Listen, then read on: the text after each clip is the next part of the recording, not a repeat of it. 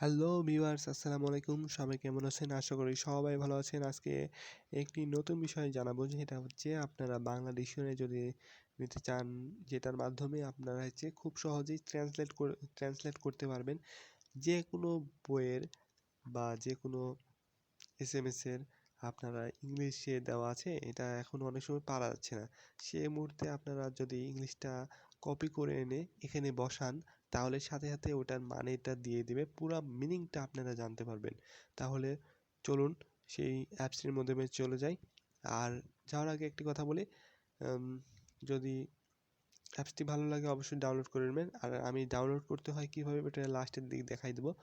আর যদি ভিডিওটি ভালো লেগে থাকে অবশ্যই একটি লাইক দিবেন এবং শেয়ার করবেন এবং সাবস্ক্রাইব করে রাখবেন। তাহলে চলুন ভিডিওটি শুরু করা যাক। প্রথমে আমি ডিকশনারির মধ্যে চলে গেলাম।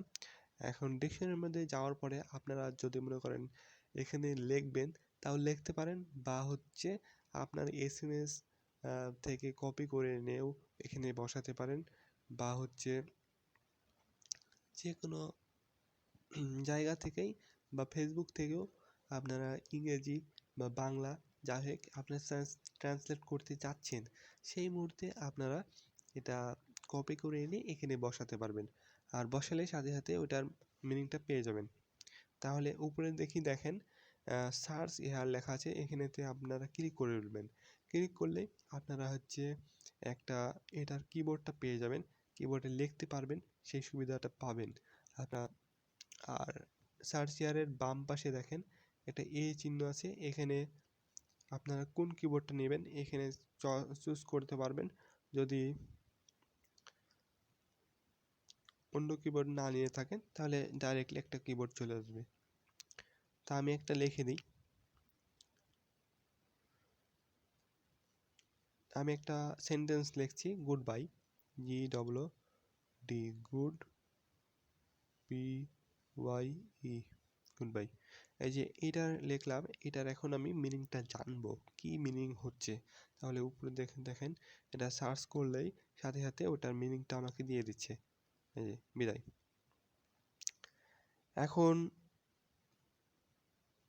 এটা থেকে আমি বাড়াই গেলাম।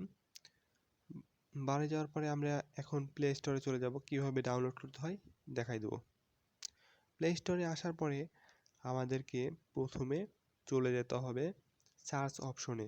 উপরে সার্চ বক্স আছে, ওটাতে আমরা ক্লিক করব। ক্লিক করলেই কিবোর্ডটা চলে আসবে। এখানে আপনারা লিখবেন যে বাংলা ডিকশনারি। তাহলে বাংলা ডিকশনারি লিখলেই কিন্তু আপনারা অনেকগুলো ডিকশনারি পেয়ে যাবেন।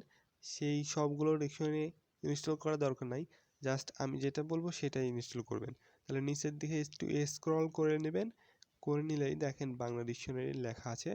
এই অ্যাপসটি আপনারা ইনস্টল করে নেবেন।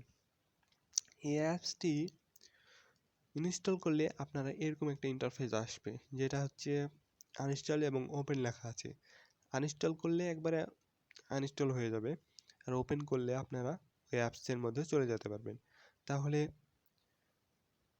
এভাবেই আপনারা ডাউনলোড করে নিতে পারবেন।